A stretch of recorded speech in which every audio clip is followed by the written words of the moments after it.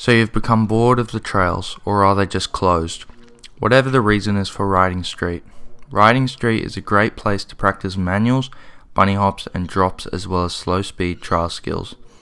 Generally, most street sessions involve the rider jumping stairs or just rolling down them in general. So what bikes can you ride? Well, pretty much any mountain bike, although some bikes I would recommend more than others. Try to avoid full carbon bikes. I'm not saying that carbon bikes are bad, but you have to bail in street and do a fair amount of crashing. So if you're looking for a street bike, you have to look at two options first. One, a hardtail, or two, a full sus. First, the humble hardtail. Pros. They are fast, very durable, cost effective, easy to maintain, and great for beginners. The best hardtails for street are either aggressive hardtails, for example the orange P7 or Nuke Proof Scout, but the other hardtail I would recommend are dirt jumpers.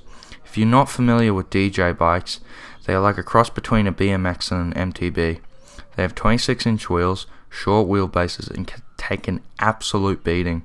Some examples of DJ bikes are the Canyon Stitch 360 and the Santa Cruz Jackal. Now the full sus. Pros are that they can take the brunt of the impact.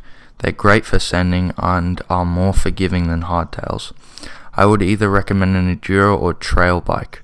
A few of these bikes I suggest are the Trek Remedy, which I do own and I'm very happy with, Scott Genius, or the YT Capra, just to name a few, but there are really thousands of others out there.